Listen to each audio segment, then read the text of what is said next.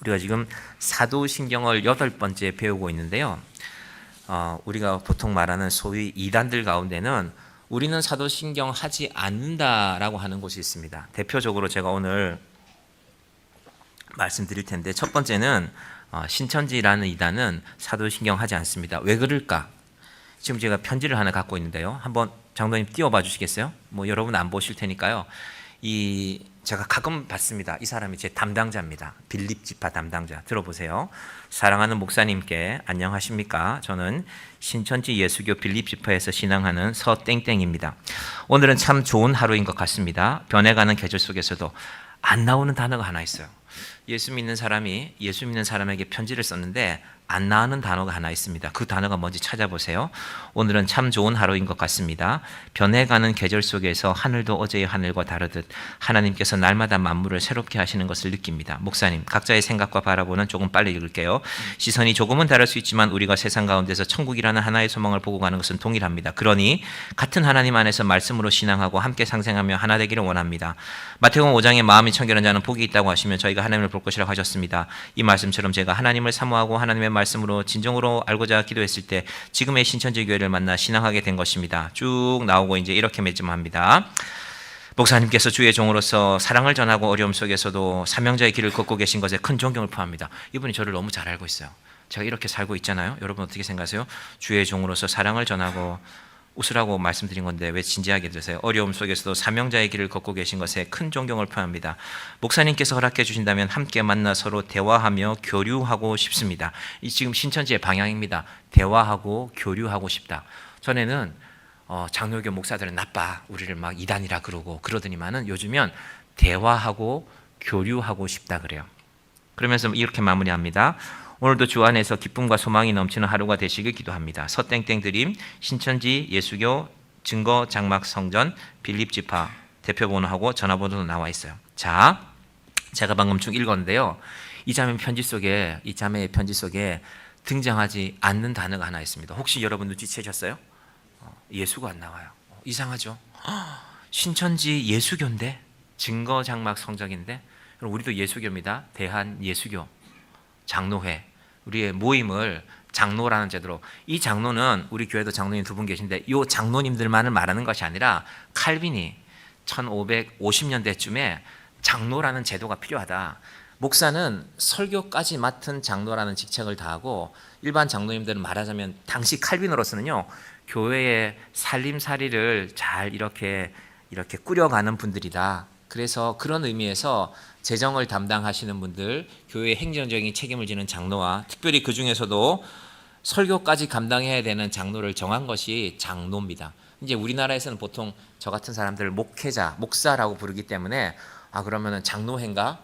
저희 딸도 그러더라고. 아빠, 왜 목사회는 아니고 장로회야? 그러면 장로님들만 하는 거야? 그게 아니라 장로회라는 의미는 그렇게 생긴 것입니다. 그런데 신천지 예수교 안에 분명히 그 자매가 저한테 쓴 편지인데요, 예수라는 이름이 사라졌어요. 사도신경을 안 하게 되면 이런 현상이 나타납니다. 제가 오늘 먼저 신천지부터 말씀드릴게요. 첫 번째, 왜 신천지가 사도신경을 안 할까? 그들은 장로님 넘겨주시면 됩니다. 하나님을 인정하지 않습니다. 이 편지에 하나님은 나왔거든요. 여러분, 신천지 사람들을 혹시 만날 기회가 있으면 잘 확인해 보십시오. 그들이 말하는 하나님은요, 사도신경이 말하는 하나님이 아닙니다. 전능하사 천지를 창조하신 하나님이 아닙니다. 이 하나님은요, 습관적인 하나님입니다. 왜 전능하사 천지를 창조하신 하나님이 아닐까? 신천지가 가진 중요한 교리 때문에 그렇습니다. 자, 보십시오. 신천지가 제일 처음 만든 책이 하나 있습니다. 책 제목이 신탄이거든요. 장로님 다음 페이지 보여주시면요, 하나 더 가볼까요? 쭉 만든 책이 여러 가지가 있는데 오른쪽에 있는 책이 신탄입니다. 신의 탄생. 이 신은 누굴까요? 이만희라는 신이죠. 과천에서, 여기 예수 장막도 이제 증거 장막이라는 그 과천에 있는 그들의 시작을 말하는 것인데요. 많은 책들 가운데 제일 왼쪽에 제일 먼저 나온 책이 신탄입니다. 장로님 앞으로 한 칸 가시면요, 이 신탄이라는 책에 어떤 내용이 나오냐 하면요, 자, 이런 겁니다. 정신 차리고 들어보십시오. 5페이지에 창조와 진화의 종국점은 오늘의 인생이 아니다. 말이 어려워요. 이건 빼도 돼요. 두 번째가 중요합니다. 유인원에서 인간이란 신종이 태어나듯 진화를 인정합니다. 이거는 이만희 씨가 만든 건 아니고요. 문선명 씨가 만든 거예요. 이만희 씨가 통일교회 가서 배웠거든요. 어린 시절에, 젊은 시절에 열심히 배우다 보니까 누군가가 한 말이 자기 기억 속에 남아 있었거나 아니면 통일교 책을 보고 뺏겼거나 뺏기다 보니까 창조론을 부정하게 됐어요. 없애고 싶은데 이미 신천지의 핵심 신도들은 이 책을 다 갖고 있어요. 몇만 부가 만들어지는지는 몰라요. 그런데 내가 새로운 종교를 만들었다 칩시다. 내가 생각해 보니까 지난번에 내가 나누는 책이 잘못됐으니까 그 책 다 가져와라. 그거 잘못된 거다. 없앨 수 있습니까? 자기가 엉터리가 되는데, 그래서 이게 없어지지 못하는 교리가 된 것입니다. 죄와 사망을 극복한 초인, 이만희를 말하는 것이고, 초인이 탄생한다. 그 책 내용입니다. 실로 경이로운 신인, 인간인데 신과 같은 존재. 이것도 역시 이만희를 말하는 것입니다. 이 내용 때문에 전능하사 천지를 만드신 하나님 아버지를 부정합니다. 그런데 하나님이라고 부르기는 합니다. 하나님이 있어야 되잖아요. 하나님을 없앨 수는 없잖아, 감히. 두 번째, 신천지가 왜 차도신경을 안 할까? 이건 조금 수준이 낮은 내용인데 본디오 빌라도가 예수님을 죽인 게 아니래요. 성경을 보면 그렇게 이해할 수도 있어요. 왜냐하면 예수님을 고발한 사람들이 대제사장, 바리새인, 종교 지도자들이었거든요. 그러니까 본디오 빌라도가 죽인 건 아니다 라고 해서, 그러면 여기 본디오 빌라도가 죽였으니까 이거 잘못됐네, 이런 논리입니다. 그런데 예를 들면 요한복음 19장 1절을 보면 빌라도가 예수를 데려다가 채찍질하더라.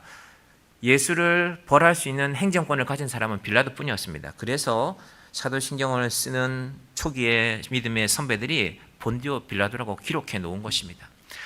본디오 빌라도도 공범들이 물론 있죠. 요 대제사장, 바리새인 이런 사람이 공범인데, 이 대표자가 본디오 빌라도가 많은데 굳이 이 사람 이름이 나오기 때문에 우리는 안 하겠다. 우리가 논리적인 것처럼. 세 번째, 이게 조금 더 수준이 낮은데 공회라는 말 때문에, 지금은 공교회인데요. 원래 사도신경에는 거룩한 공회를 믿습니다. 근데 이 이만희 씨가 뭔가를 많이 듣기는 했는데 구분을 못했어요. 산헤드린 공회하고 이 공회하고 착각했어요.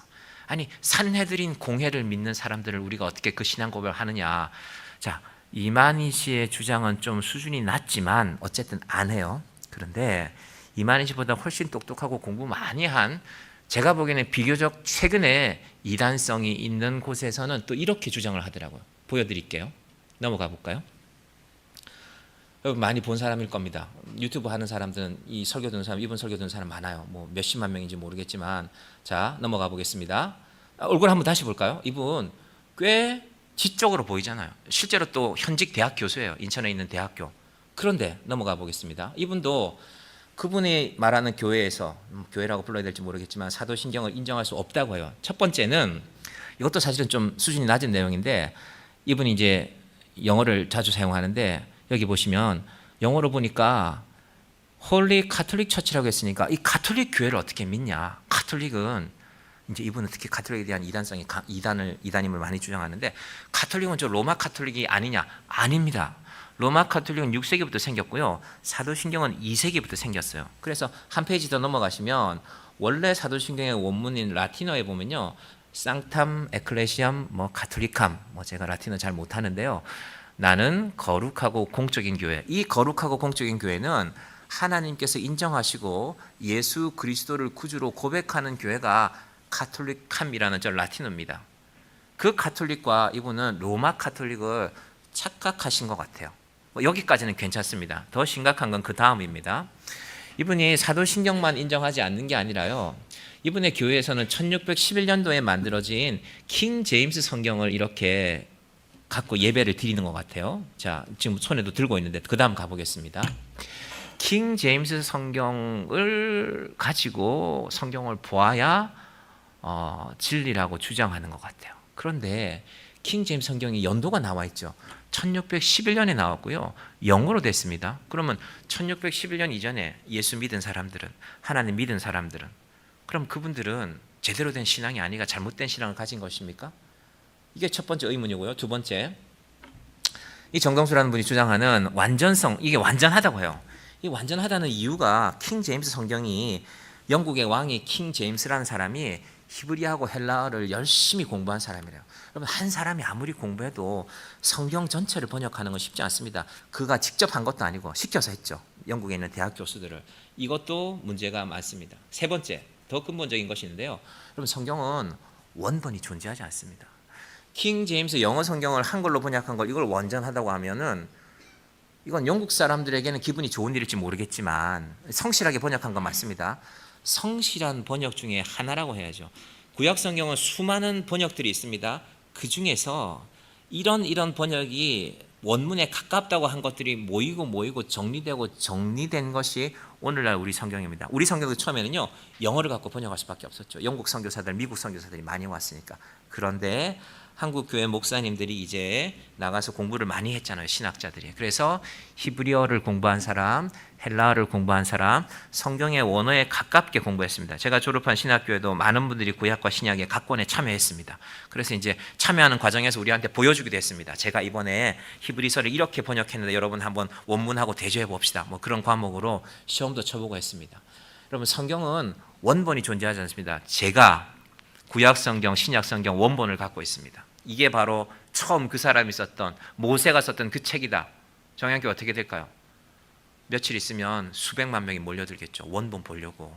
원본이 신이 되는 것입니다. 여러분 하나님은요 심지어 성경마저도 성경을 진실하고 성실하게 가르치고 배워야 되지만요 성경책을 신으로 만들지는 않았습니다. 여러분 생각해 보시라니까요. 세계 유일한 성경 원본이 제가 찾았어요. 제가 어디 이스라엘에 가서 여행을 하다가 우연히 어디를 갔는데 이게 진짜 원본이다. 신약 성경도 제가 하나 찾아서 가져왔어요. 정약교에 딱 갖고 있어요. 당장 아마 우리 교회에 큰 금고가 생겨야 될 겁니다. 그거 뭐 온 세상 사람들이 욕심내지 않겠어요? 하나님이 그렇게 만들지 않으셨다고요. 다만 번역한 것들을 성실하게 읽게 하셨습니다. 자, 네 번째 이유 가보겠습니다. 이분은 모든 종교개혁자들의 전통을 이어받은 이 킹 제임스 본인이 하는 오류가 없는 참된 성경 이런 사람들의 전통을 이어받았대요. 자, 에라스무스라는 사람 네덜란드 사람인데요. 우리나라에서 제일 존경하는 목사님 누구냐 하면 예를 들면 한경직 목사님을 존경한다. 뭐 존경 안 하는 분도 계시겠지만 유럽에서 이 세 사람은 그런 의미입니다. 종교개혁자들 이 세 사람은 에라스무스 그분 우리가 존경하지. 루터, 칼빈 뭐 우리도 그렇지만 이분들도 존경하는데 이 세 사람의 신학적인 전통을 킹 제임스 성경이 그대로 물려받았다. 그렇지 않습니다. 오히려 반대되는 이야기가 있습니다. 칼빈의 성경이 그런데요. 칼빈이 1519년생이니까 1611년을 기준으로 하면 저 성경 만들어지기 100년 전에 태어났으니까 이미 죽었죠. 그런데 칼빈이 스위스 제네바에서 만든 성경에 어떤 내용이 있었냐면은 출애굽기를 해설을 많이 했습니다. 칼빈이 만든 성경에는요 성경 원문도 있었지만 밑에 해설들을 많이 달았어요. 출애굽기에 두 산파가 모세를 비롯하여 애굽에서 이스라엘 아이들을 남자 아이들을 받아내잖아요. 그때 바로는 죽이려고 했죠. 그 내용을 이렇게 해석합니다. 왕의 억압 아래 살아가던 자들 가운데서 하나님은 의로운 여인들을 두셨다. 그들이 왕의 억압 아래에서 두 이스라엘의 남자아이들을 지켜내었다. 모세도 그 중에 하나다. 대체로 이런 내용입니다. 원문 그대로는 아니지만. 그런데 그 내용이 싫은 사람이 있었어요. 누구? 킹 제임스. 킹 제임스가 엄청난 독재를 하고 있었거든요. 근데 사람들이 출애굽기를 읽다가 모세의 그 내용을 보면은 그렇지 모세의 시대에 이렇게 억압하면 그 바로 왕이 결국 당하잖아. 홍해에 빠져 죽잖아. 홍해에 빠지고 애국 군대가 다 멸망하잖아. 킹 제임스도 이걸 봐야 될 텐데 제임스가 독재하니까 싫었어요. 자, 그런데 영국 왕이 예수를 믿는다는 왕이 칼빈의 성경책을 번역해서 영국 사람들이 많이 보고 있는데 그 성경책이 좋기는 한데 말이야 그 부분은 마음에 안 들어. 그거 없애자. 제가 여러분한테 사무엘상 10장 21절 이거 이상하니까 여러분 좀 없애세요. 지우세요 하면 제가 이상한 사람입니까? 아닙니까? 이상한 사람 되죠. 그래서 새로 번역한 겁니다. 1611년도에 많은 대학들, 영국의 유명한 대학들 있죠. 옥스포드, 캠브리지, 하나는 런던에 있는 그 웨스트민스터 사원에서 제일 똑똑한 신학교 교수들을 모아다가 번역하라고 했습니다. 구약을 둘로 나누고 신약을 나눠서 세 학교에서 번역해서 내세웠습니다. 동시에 무슨 일이 벌어졌을까요? 여러분 지금도 영국에 있는 그런 학교들 옥스포드나 캠브리지 대학에는요. 전 세계 권력의 핵심과 관련되는 왕이나 왕자나 공주나 혹은 대통령의 아들, 딸, 뭐 핵심 부처 장관의 아들, 딸들 약 130개 나라에 와서 공부하고 있답니다. 그러니까 그런 대학에서 만든 책이니까 성경책이니까 옥스포드 대학, 지금은 캠브리지 대학 출판부가 이걸 만드는데요. 그 대학들이 이 번역의 위상을 높여야 되겠습니까? 안 높여야 되겠습니까? 옥스포드에서 번역한 건데 우리 옥스포드 대사전도 있는데 그래서 킹 제임스의 영향력과 상관없이 그 대학 출신들이 이걸 높인 겁니다. 우리나라에도 그런 대학 나온 사람들이 있잖아요. 그러나 이 주장과는 다른 것입니다. 그러니까 이분이 여기까지는 공부를 안 하신 것 같아요. 그러니까 이런 전통을 물려받은 게 아니라 칼빈의 성경책이 싫어서 새로 만들었다니까요. 그 번역을 네 번째, 다섯 번째. 사도신경 때문에 우리가 이 부분 한번 다뤄보는 겁니다. 번역에만 참된 구원이 이게 제일 문제입니다. 그러면 1611년 이전에 예수 믿은 사람들은 마지막 여섯 번째. 킹제임스 성경은 완전하다. 그래서 아까 성경책 보여드렸잖아요. 1611년 판을 그들은 사용해요. 저분들은. 근데 킹제임스 성경은요. 킹제임스 성경을 연구한 사람, 킹제임스 성경을 연구한 제일 유명한 학자가 우리나라에 있습니다. 이분 성함이 잠깐만요. 김홍기 박사라는 분인데요. 네이버 찾아보면 이분 이름 여러 군데 나옵니다. 이분이 킹제임스 성경의 변천사를 연구한 사람이에요. 그런데 11번 전부 개정되었고 맨 처음 1611년 판과 맨 나중량 1873년 판은요. 바뀌어진 단어가 7만 5천 개입니다. 여러분 성경은 사실 그렇습니다. 우리가 열심히 번역했지만 지금이야 특히 기술이 발전해서 어떤 단어 하나를 치면 인터넷에 쫙 뜨잖아요. 요런 사용된다. 그래서 바뀌어지는 것입니다. 바뀌어지는 게 잘못된 게 아니라 바른 방향을 찾아가는 것입니다. 자, 여기까지 하고 마치겠습니다. 자, 마친 게 아니라 이제 설교 시작하겠습니다. 그러면 저는 묻고 싶습니다. 아니면 그러면 당신들은 사도신경을 고백 안 하면 뭘로 신앙 고백하는가? 정동수라는 분이 얘기하는 설교 들어보니까 우리는 성경 전체를 연구한대요. 열심히 공부해요. 예, 그분들 참 열심히 공부합니다. 우리보다 열심히 공부하는 것 같아요. 하지만 이건 제 해석입니다. 정님 다음으로 넘어가 볼까요? 제가 생각하기에는 그렇습니다. 제가 생각하기에는 하나님이 왜 사실은 사도신경 자체를 비판할 것들이 많아요. 야, 여기 그런 거 빠졌지 않냐? 이 예정론에 대해서 좀 더 자세하게 넣어야 되지 않냐? 근데 그럴 수가 없었던 것이 초대교회는 글을 아는 사람도 많지 않았고 글을 모르는데 예수님에 대해서 끊임없는 공격이 있었고 그걸 하나하나 막아낸 겁니다. 방어한 겁니다. 이것이 사도신경으로 자리 잡았습니다. 그러면은 여러분에게 우리 사도신경 이제부터 다시 맙시다. 여러 가지 문제가 있으니까 성경 전체를 공부합시다. 그럼 여러분 성경을 도대체 몇 번쯤 읽어봐야 될까요? 다 신학교 가야 됩니까? 우리가 그럴 수 있습니까? 그래서 한 목사님은 그렇게 말씀하십니다. 그래도 우리가 신앙 양심이 있으면 성경을 내 나이만큼 읽어야 되지 않겠는가? 우리 다 부담되잖아요. 그러기에는 내 나이가 너무 많은데 나이를 줄일 수도 없고. 그러나 저는 그 말씀도 틀리지 않다고 생각합니다. 365일 이게 1189장이거든요. 하루에 4장쯤 읽으시면 됩니다. 올 한 해도 우리 열심히 읽어오신 분들 계신데 지금 마태복음을 적고 있는데 여러분 말씀에 충실하고 진지하게 읽으십시오. 그러나 사도신경은요 2000년 동안 우리의 믿음을 지켜온 증거입니다. 그래서 사도신경 안 하면 다 이단이라고 그러면 우리 대부분 이단이잖아요. 한국에 사도신경 하는 교회가 얼마나 많은데 그러면은 이단이니까 잘못된 거니까 자기 교회로 와라. 그렇게 좋아 보이지 않는 모습입니다. 근데 놀랍게도 유튜브에도 한 몇십만 명이 듣는 것 같고 그리고 어디야? 본인 교회에도 1000명은 모이는 것 같아요. 제가 뭐 가서 숫자를 세본 적은 없지만 대충 예배드리는 분위기를 보면은 그럼에도 불구하고 아마 저쪽에서 보면 저 사랑 침례교회 보면 우리 교회를 보면 아이고 애게 조그만 교회 목사가 뭐 저런 소리 안 해? 그럴 수도 있습니다. 그러나 저는 바른 걸 전해야 됩니다. 자, 사도신경을 해야 하는 이유는 이거는 제 고백입니다. 하나님께서 우리가 성경 잘 안 읽을 것도 아신 것 같아요. 우리 집에 성경은 많잖아요. 저는 목사니까 얼마나 많겠습니까? 여기 가서 받고 저기 가서 받고 뭐 이 번역도 있고 저 번역도 있고 우리가 성경 잘 안 읽을 줄 알고 그래도 이 사도신경이라도 붙들고 신앙을 지켜나가라. 전능하신 아버지 하나님 천지의 창조주를 믿습니다. 내가 아침에 눈을 뜨는데 이 날씨가 추워졌는데 하나님이 세상을 그렇게 만드셨구나.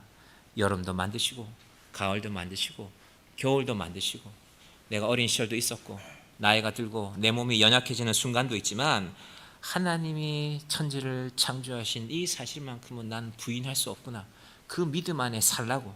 그리고 예수님에 대해서 예수님께서 동정녀 마리아에게 잉태하시고 본디오 빌라도에게 고난을 받아 죽으시고 부활하시고 다 말이 안 되는 얘기잖아요.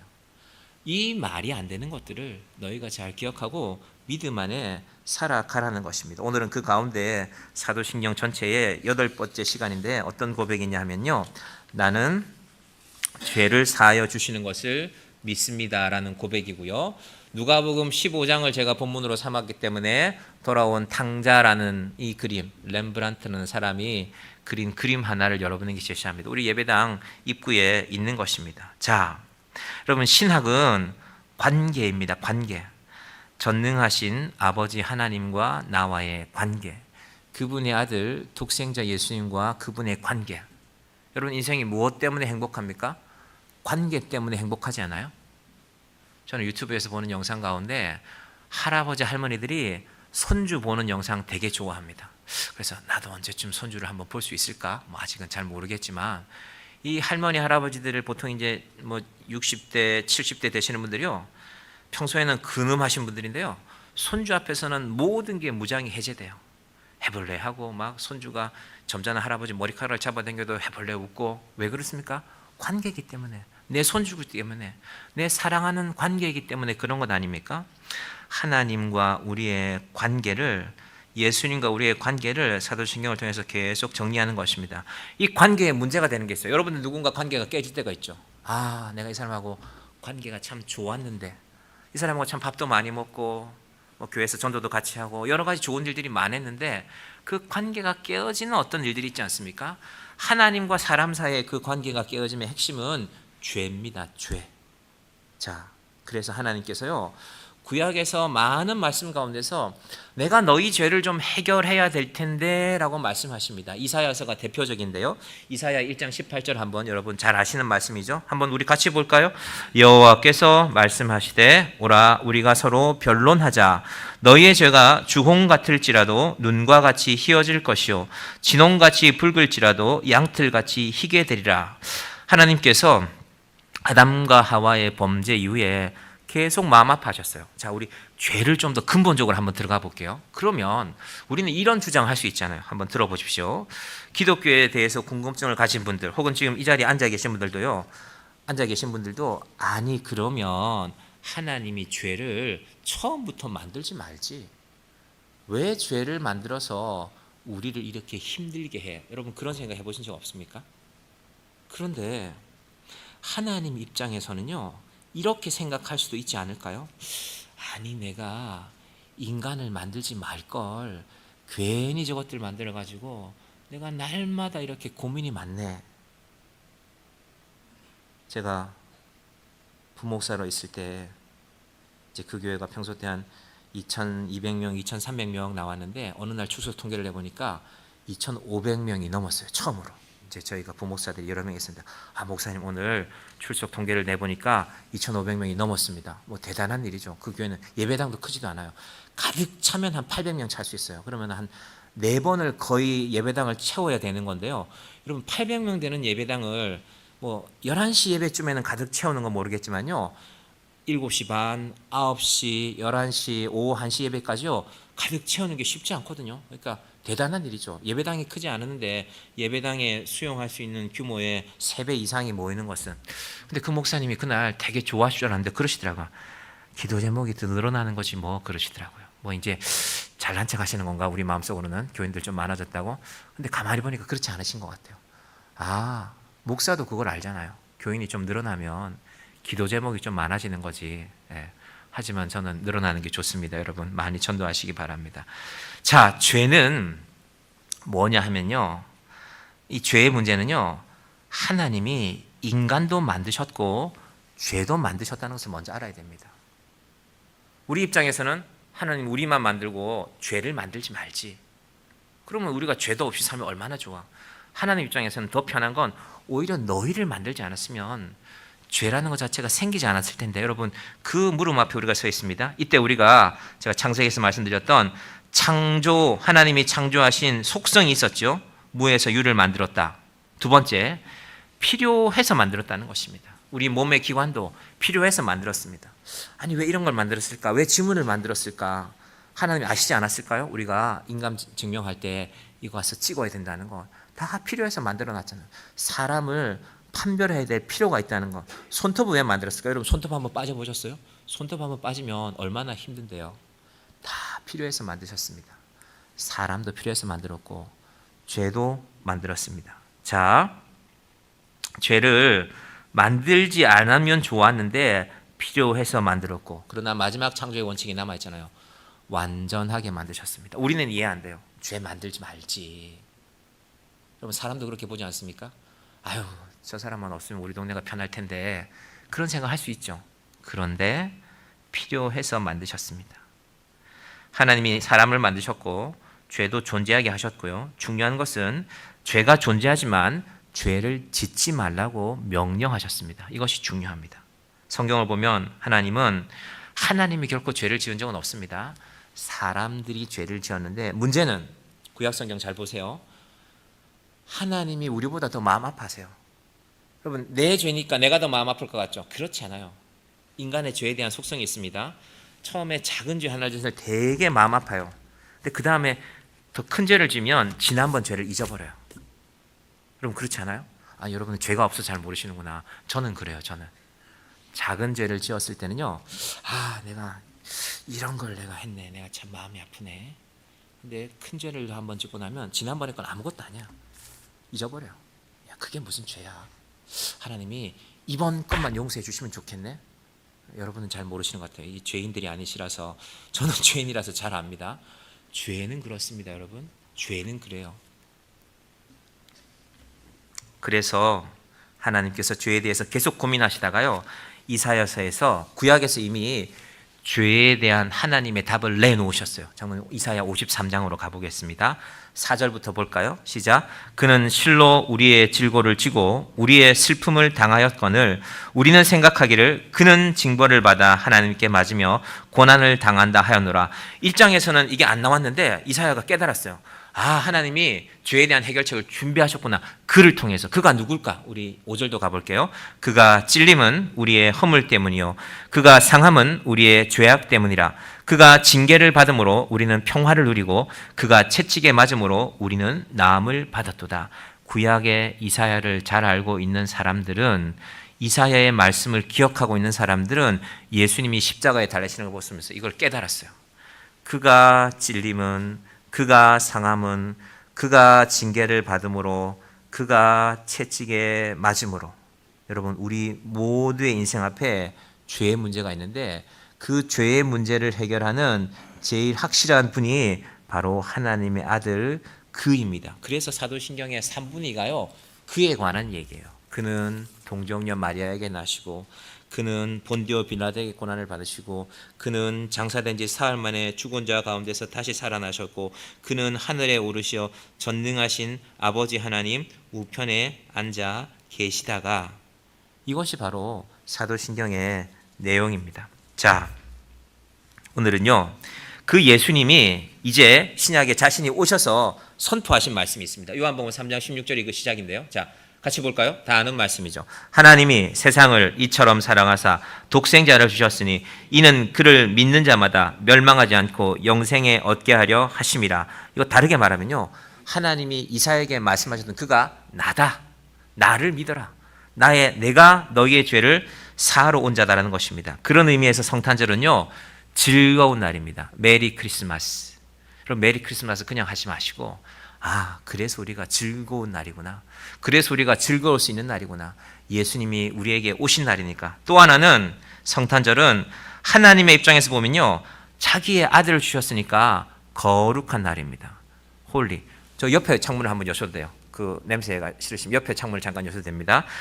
그 홀리 크리스마스가 바로 그 의미입니다. 오늘은요, 그 죄를 사하시는 신약 성경의 많은 말씀들 가운데 오늘은요, 누가복음 15장 말씀을 여러분과 한번 잠깐 살펴보겠습니다. 자, 누가복음 15장, 방금 우리가 읽었던 본문인데요, 세 가지 이야기가 나오는데, 우리 성경을 읽어보면은, 아, 잃어버린 것을 찾았다는 이야기구나. 그렇거든요. 분실물을 찾았다. 잃어버린 돈을 찾고, 잃어버린 양을 찾고, 잃어버린 사람을 찾고, 그렇게 보이지만요, 사실은 구약 성경의 전통을 따르면 이 신약의 해석을 어떻게 할 수 있냐면요, 잃어버린 것을 찾은 것이 아닌 것도 맞지만 본래 자리에 있어야 될 것이 자리를 떠나는 것이 죄입니다. 여러분 자리 어디세요? 여러분 교회 오시면 여러분 자리 있죠. 여러분 집에 가도 여러분의 자리가 있죠. 여러분의 거실에, 여러분이 아버지라면 아버지가 보통 앉는 자리가 있죠. 저도 제가 앉는 자리가 있어요. 제 딸이 그 자리를 호시탐탐 탐내지만 저는 절대 양보하지 않아요. 이건 아빠 자리야. 여러분, 사람은 자리가 있어야 됩니다. 종양교회도 자리가 있잖아요. 자리가 있으니까 여러분이 찾아오신 거 아닙니까? 성경이 말씀하시는 죄는요, 본래 있어야 될 자리가 있는데, 누구나, 이 땅에 있는 누구나가, 그런데 그 자리를 떠나는 것이 죄인데, 근데 그 떠나는 모습이 좀 다양합니다. 첫 번째는 잃어버린 양인데요, 양이 고집을 피우다가 떠났어요. 여러분, 우리도 고집이 있잖아요. 내가 고집이 있지, 내가 근성이 있는 사람인데 말이야. 여러분, 우리 근성이, 우리 고집이 잘못 나타나면 우리 자리를 떠나게 만듭니다. 그래서 잃어버린 양이 된 거예요. 예수님이 양을 몇 마리 잃어버렸다고요? 99마리를 한 마리를 잃어버렸는데 99마리는 우리 안에 있고 한 마리를 잃어버렸지만 나는 그 한 마리 찾으러 간다라고 했습니다. 자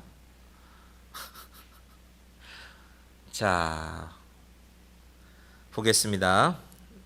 두 번째는요, 양 자리를 잃어버리는 의미가 누군가가, 타인이 그걸 갖고 가는 것입니다.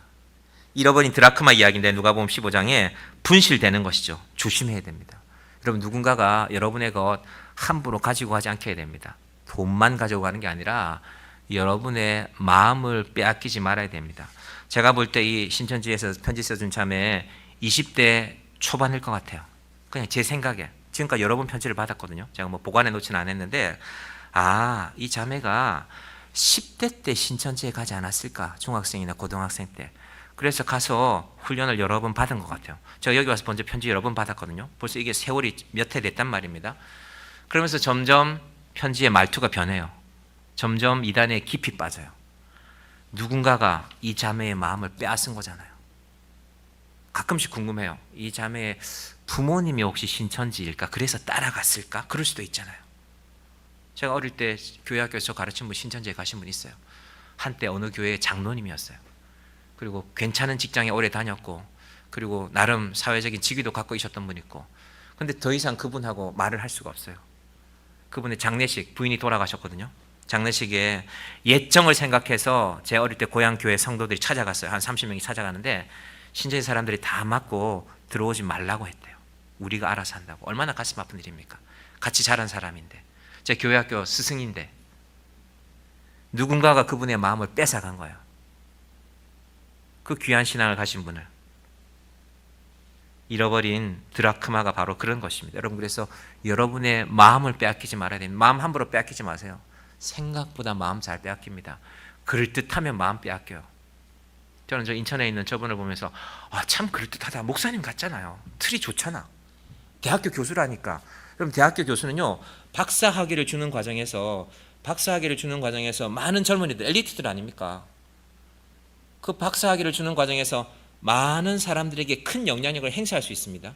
저는 제 상상이지만, 제가 그 교회 내부 사정은 모르니까, 혹시 저분한테 기계공학과니까 기계공학을 배우던 사람들 가운데 누군가가 저 교회에 가서 있지는 않을까? 영향력이 있으니까. 야, 우리 교회 와. 내가 학점 잘 줄게. 뭐 저분이 그랬다는 게 아니라 제 상상. 누군가가 내 마음을 뺏어가지 않도록 조심해야 됩니다. 마지막으로 이 작은 아들은요, 아버지 곁을 떠나는 것이 잘못이라는 것을 모르고 떠납니다. 그럴 수도 있습니다. 이래도 되는 줄 알아요. 내가 이렇게 한번 살아볼 거야. 그러면서 누군가를 떠날 수 있습니다. 여러분, 이스라엘 사람들에게 죄는요, 하나님께로부터 떠나는 것인데, 방금 제가 말씀드린 대로 스스로 떠나기도 하고 고집 부리면서, 두 번째는 누군가가 마음을 빼앗기도 하고, 마지막에는 작은 아들은 아버지 곁을 떠나는 것이 무엇인지 모르고 떠나기도 합니다. 중요한 것은 그것을 다시 찾는 분이 계신다는 것입니다. 누가복음 이야기 이렇게 전개합니다. 11절 장로님 한번 띄워주시겠습니까? 11절에 보시면, 이르시되 어떤 사람에게 두 아들이 있는데, 아들이 중요합니다. 아들이라고 분명히 말했어요. 두 아들이 있다. 종이라고 말하지 않았습니다. 그런데 작은 아들이 뭐라고 했습니까? 아버지, 내가 도시에 나가서 한번 멋지게 살아보고 싶습니다. 이건 제 각색한 것. 제 재산 좀 떼어주십시오. 이건 이스라엘에서요, 죄입니다. 죄. 어떤 죄? 아버지, 좀 일찍 죽으면 안 돼요? 이렇게 말한 것입니다. 이스라엘 사람들은 그렇게 해석합니다. 유산을 달라고 하는 것은요, 유산이라는 건요, 죽고 나면, 이스라엘은요, 아버지 살아 생전에 직녀라는 개념이 없습니다. 법에는 있지만요, 이스라엘의 종교적인 율법으로 아버지가 살아있는데 아버지 걸 달라고 말하면 아버지가 죽으라고 말하는 것입니다. 그런데 예수님의 이 이야기를 들으면서요, 눈치채는 사람들이 있습니다. 두 아들이 있으니까 두 부류라는 말이거든요. 어떤 사람들이 눈치챌까? 첫 번째는 종교 지도자들이 있습니다. 이 사람들은 율법을 잘 지키는 사람들. 우리는 큰 아들이야. 아까 그 그림 가운데요, 뒤에 서 있던 아들이 있는데 큰 아들. 나는 아버지 곁을 끝까지 지켰어. 나는 아버지한테 미리 유산 달라고 말하지 않았어. 두 번째, 죄인으로 등장한 아들이 있는데요, 유산 받아간 아들. 저 작은 아들, 저놈은 나쁜 놈이야. 아버지한테 유산 달라고 하고 그거 갖고 와서 다 잃어버렸으니까 죄인이고 세리들입니다. 그러니까 예수님 당시에 예수님이 이런 이야기 딱 하면 앉아있는 사람들 다 알아듣는 거예요. 예수님 지금 그 얘기 하는구나. 큰아들은 율법을 잘 지키는 사람들, 대제사장들, 바리새인들. 두 번째 아들은 죄인들, 세리들. 예수님 그거 지금 말씀하시는구나 하고 알아듣고 기다리고 있는 것입니다. 자, 둘째 아들이 아버지에게 미리 유산을 달라고 했으니까요, 세리와 죄인들이 바로 저 둘째 아들 같은 놈들이다. 그렇게 사람들은 지금 정리를 하고 앉아 있습니다. 유대인들은 이 일을 아주 가증스럽게 생각합니다. 방금 제가 말씀드렸잖아요. 저거는 지 아버지 보고 죽으라고 하는 말이나 똑같다. 아버지 좀 빨리 돌아가세요. 그래야 아버지께 내게 되지. 그런 아들이니까 얼마나 나쁜 아들입니까? 자, 유대인들은 이런 일을 아주 가증스럽게 여깁니다. 그래서 고소한 일이 벌어졌어요. 결과가 15절과 16절에 가서 보시면, 가서 그 나라 백성 중 한 사람에게 붙여 사니 그가 그를 들러보내어 돼지를 치게 하였는데 라고 나와 있습니다. 돼지, 유대인들이 절대 가깝게 해서는 안 될 것입니다. 레위기에 말하는 발굽이 갈라지지 않은 동물들은 먹으면 안 됩니다. 지금도 유대인들, 유대교를 확실히 믿는 사람들은 돼지고기 안 먹어요. 그래서 88년 올림픽 때도 제가 아는, 지금은 이제 청년이 아니라 벌써 40대 중반인데요, 이 식품업체에 근무하는 친구가 있는데요, 이 친구가 2002년 월드컵 때 또 올림픽 때 그 친구 회사가 뭘 맡았냐면요, 돼지고기를 한 번도 사용하지 않은 후라이팬으로 요리한 요리들을 접시들에 담아서 이스라엘 선수들에게 공급하는 일을 했어요. 그런 역할을. 그러니까 이스라엘 대사관에서 연락을 받고, 이번 올림픽에 참여하는 88년도에 우리 이스라엘 선수들이 이런 거 돼지고기로 요리한 후라이팬 쓰면 안 됩니다. 그래서 그걸 대사관에 다 보고하는 거예요. 그러면요, 우리가 요런 거 구입했습니다. 식기를 구입했습니다. 예, 이제 문 좀 닫아 주시죠. 이런 식기를 구입했습니다. 그리고 이렇게 요리해서 이스라엘 사람들에게 이렇게 공급하겠습니다. 아침은 뭐, 점심은 뭐, 저녁은 뭐, 이렇게 해서 올림픽 기간 동안 공급하겠습니다라는 거를 지금도 이스라엘 사람들은 그렇게 지키고 있습니다. 그런데 이 사람 어떻게 했다고요? 돼지를 먹는 정도가 아니라 돼지를 치게 했습니다. 그것도 먹을 게 없으니까 돼지가 먹는 그 열매라도 좀 먹어볼까. 쥐엄이라는 건요, 콩의 일종인데, 우리 강낭콩 같은 거는요, 콩을 감싸고 있는 그걸 뭐라 그럴까요? 콩 껍질이 뭐 사람 손가락 정도인데, 쥐엄은 한 25cm나 30cm 돼요. 콩이 많이 들어있겠죠. 맛이 없어요, 대신에. 그래서 돼지들을 배불리는데 이게 최고예요. 맛은 없지만 돼지는 어쨌든 우거우거 먹으면 배는 불러지니까, 뭐 돼지 입장에서는 좀 기분이 안 좋겠지만, 그게 바로 쥐엄나무 열매입니다. 돼지나 먹는 것, 사람이 먹어서는 안 되는 것. 그러니까 이 얘기를 듣고 있던 사람들이 기분이 어떻겠습니까? 자기들이 집에 있는 아들이라고 생각하는 사람들은 봐라, 저 하나님을 떠나니까 저런 벌을 받지 않느냐 하고 박수치고 있습니다. 이 돼지고기에 대한 유대인들의 재미있는 이야기가 하나 있는데, 스페인에서 천주교 신부와 유대인 사이에 대화가 벌어졌습니다. 이 천주교 신부가 한 잔치집에서 유대인을 만났는데, 스페인 사람들은 결혼식 하면요, 제일 좋은 요리가 하몽이라는 건데, 돼지고기를 잘 말려서 훈제해서 이렇게 얇게 슬라이드해서 그렇게 내놓는 요리라고 합니다. 자, 그 요리를 천주교 신부가 돼지고기를 맛있게 먹으면서 유대인을 노리는 거죠. 아니, 유대인이요, 우리 스페인은 세계에서 제일 맛있는 돼지고기를 먹는 민족인데, 이 맛있는 걸 당신은 먹지 못하니까, 유대인이니까 얼마나 슬픈 일인가 하면서 맛있게 먹는 걸 보여줬죠. 그랬더니 이 유대인들이 재치가 있잖아요. 아니요, 유대인이 말합니다. 우리도 사실은 돼지고기를 먹을 수는 있는데 아주 기쁜 일이 있을 때 돼지고기를 먹습니다. 그러니까 스페인 신부가 궁금해서 그렇죠. 그랬더니 어느 날 그러면 돼지고기를 먹습니까 하니까, 예를 들면 신부님이 결혼식 하면 우리가 그날은 돼지고기를 먹을 거라고. 놀리는 거죠. 네가 돼지고기를 못 먹는 우리한테 역시 2부가 좀 수준이 높은데 1부 때는 아무도 웃으시지를 않았는데 돼지고기를 못 먹는 우리에게 네가 돼지고기를 말하는 것이 얼마나 어리석은지를 깨우치는 것입니다. 그만큼 유대인들은 돼지고기라면 질색을 합니다. 그런데 지금 뭐 하고 있다고요? 그 돼지를 치는 집에 가서 돼지 고기를 먹는 것도 아니고 돼지가 먹는 열매를 먹고 있다니까요. 그러니까 옆에 있던 사람들이 고소하지요. 잘 됐다. 하나님을 떠난 자들은 그렇게 벌을 받아야지. 그런데 이야기가 여기서부터 반전이 있습니다. 어떤 반전입니까? 17절부터 한번 볼까요? 17절. 그 둘째 아들이 생각합니다. 이에 스스로 돌이켜 이르되 내 아버지에게는 양식이 풍족한 품꾼이 얼마나 많은가. 나는 여기서 줄여 죽는구나. 자, 아들인데 지금 이 사람 뭐 생각하고 있냐면요. 먹고 살 거 생각합니다. 내가 여기 있으면 굶어 죽겠구나. 그래서 택한 방법이 뭡니까? 아들로 돌아가는 게 아니라 품꾼으로 돌아가야 되겠다. 종으로 돌아가야 되겠다. 여러분 이게 뭐냐 하면요. 이게 바로 종교입니다. 종교. 종교는요. 자기가 저지른 죄에 초점을 둡니다. 내가 이거 잘못했으니까. 사실은 신 앞에 가서 비는 거 보면요. 우리 기독교인들보다 훨씬 더 철저한 사람들이 있습니다. 우리 교회는 특히 새벽기도 6시에 하는데요. 사실 새벽기도라고 말하기도 좀 그렇죠. 그죠? 아침기도 정도가 맞는 편인데 겨울에는 깜깜하니까 새벽기도라고 할 만한 것 같아요.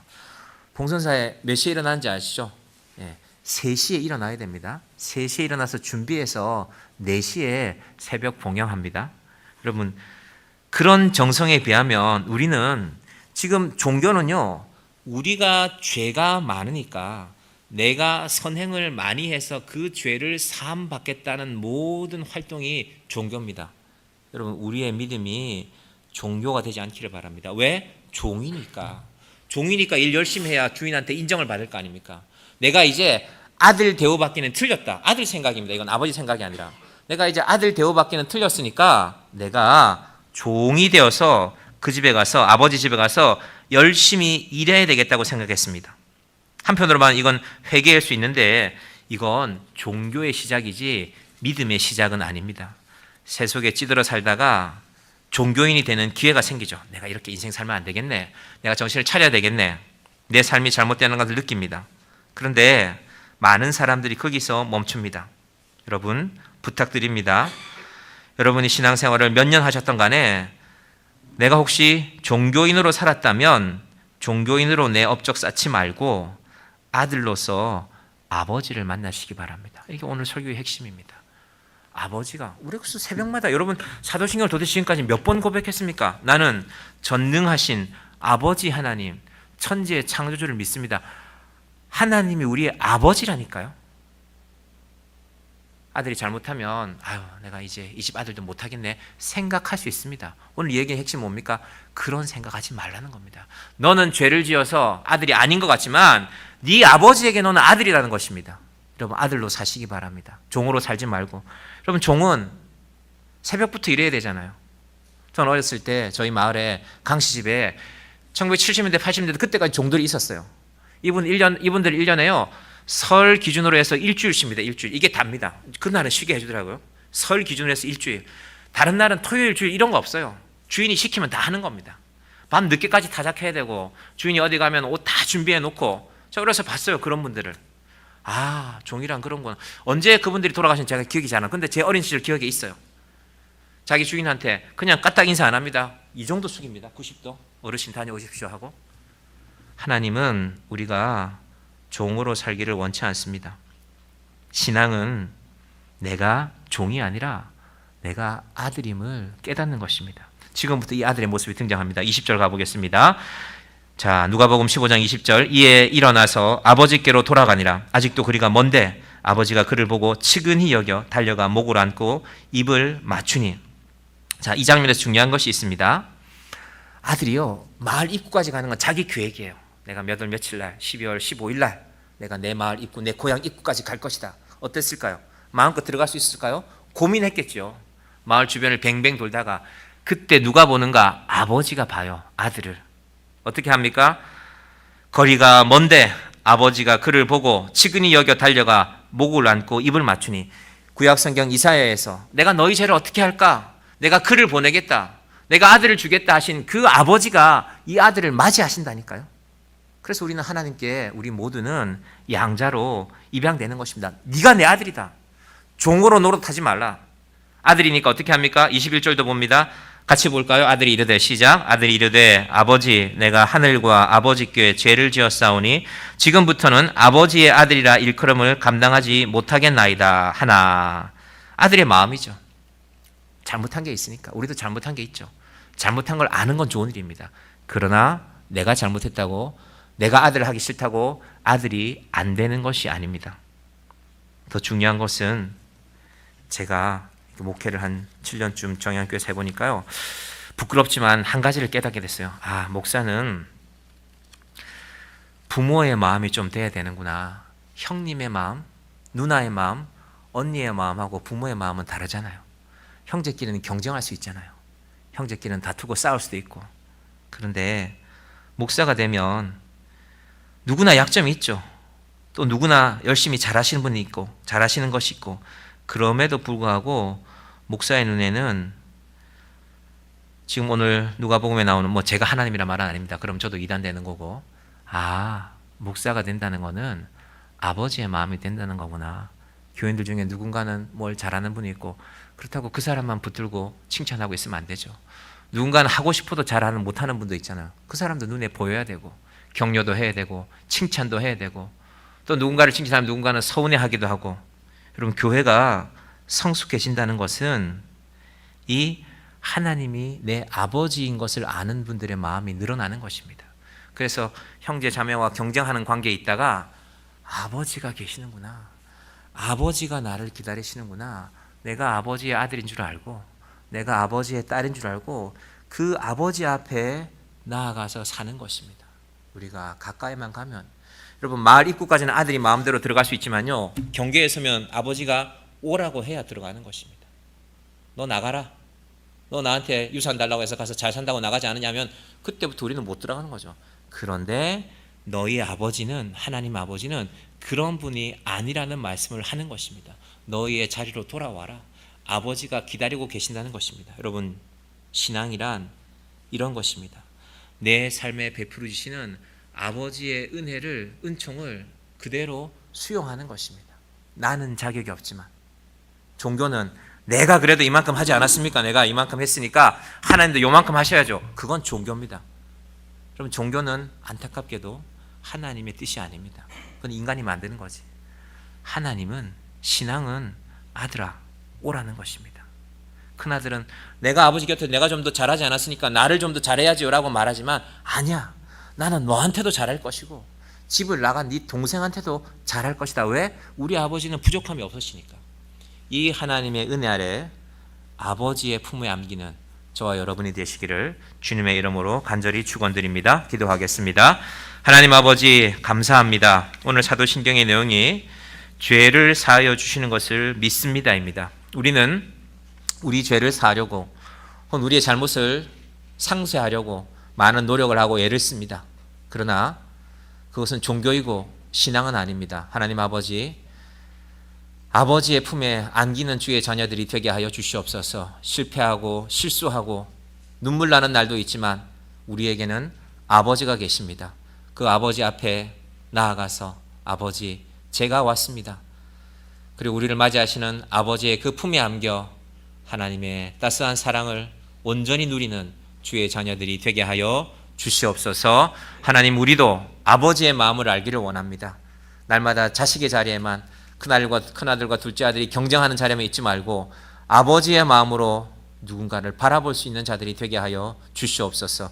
예수님의 이름으로 기도드립니다. 아멘.